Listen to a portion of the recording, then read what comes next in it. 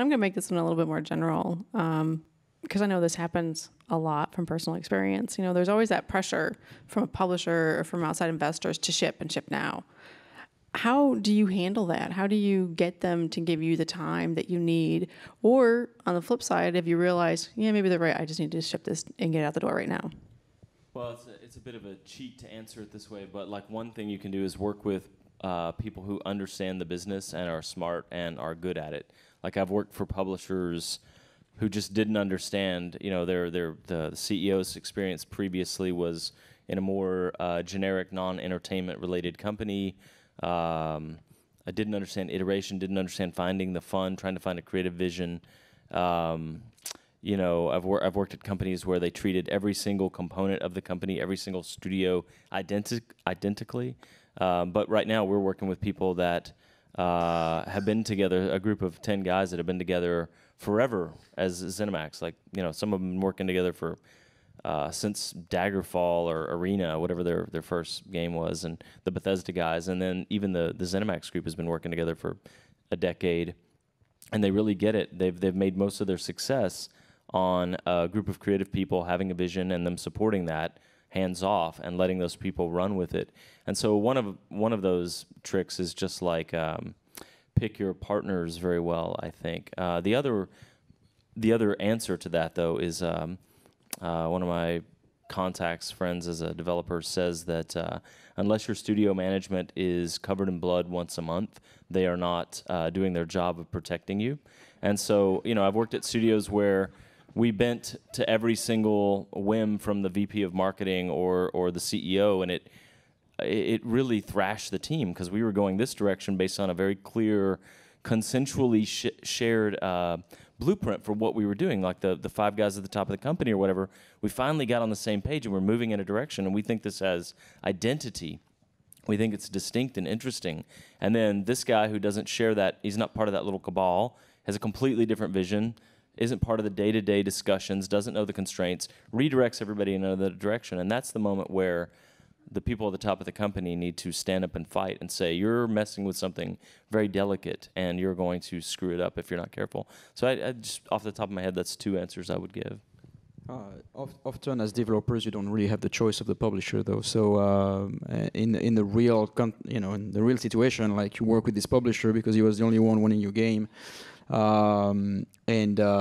happened to us in the past, which was not the case now because we're part of a group now. But and in this case, the reality is that if you're unlucky, the publishers are just gonna gonna ship it. Which is like the stupidest decision ever most of the time, because it's like they might as well just burn the money and not do the game at all, because they ship something which isn't finished, and it's going to be damaging to them, to you.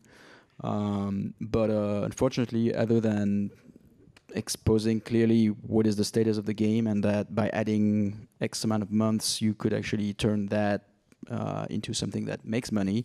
If they don't get that, which unfortunately they often don't, then there's just not much you can do, because as independent developers, the reality is that you are dependent on whichever publisher wants to work with you. So that's the reality of the business. Our perspective is different because obviously the relationship between a truly independent developer and a first-party developer and their publisher is very different. And we were essentially first-party for the length of both of our projects. THQ acquired Vigil early on in Darksiders 1's pre-production. And so for us, it was mainly about having somebody at the studio develop a trust relationship with someone at the publisher, so that we could make a true and informed decision about the pressure we were feeling from the publisher. Now, taking Darksiders 1 as an example, we actually delayed that game quite a few times, despite pressure from the publisher, because we genuinely believed that we needed more time and they were willing to bend. So we took calculated risks. Guys went up to bat and came back bloodied and nearly decapitated as they fought for more time for Darksiders.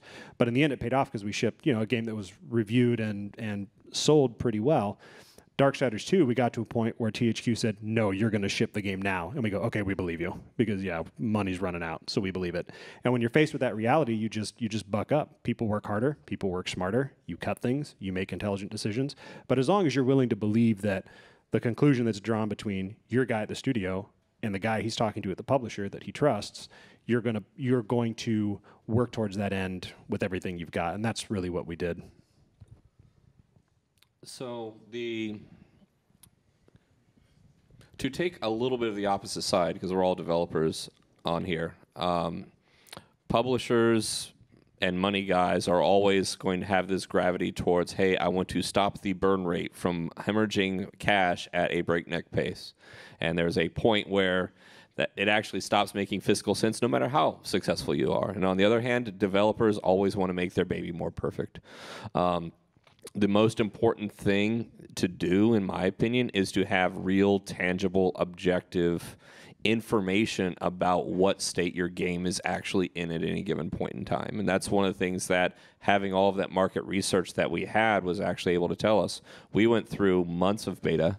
We went through months of testing, and we didn't actually ship the game until we actually had a real turn in the feedback that we were getting from our fans, from people that were willing to say, yeah, you know, this is something that I feel is a high-quality game. This is something that I feel is going to get a 90% in Metacritic, et cetera, et cetera. And, you know, we actually trusted that objective third party to tell us what the actual true state of the game is, because, you know, we're all perfectionists. Every single one of us on the stages, and we could all, I'm sure that you guys could have worked on Dishonored for 10 years and still found things that you could have done better or made longer. That's the way that we are. And, you know, we come at it from that point of view, and they come at it from that other point of view, and they're looking at really real things, such as, you know, for most genres, missing Christmas is a really big deal, like a huge decision. In many cases, you run the risk of missing a window in which your graphics engine looks good, or getting stomped by competition that is going to do what you're trying to do much better than you. And it's not always just about, you know, our side of that equation.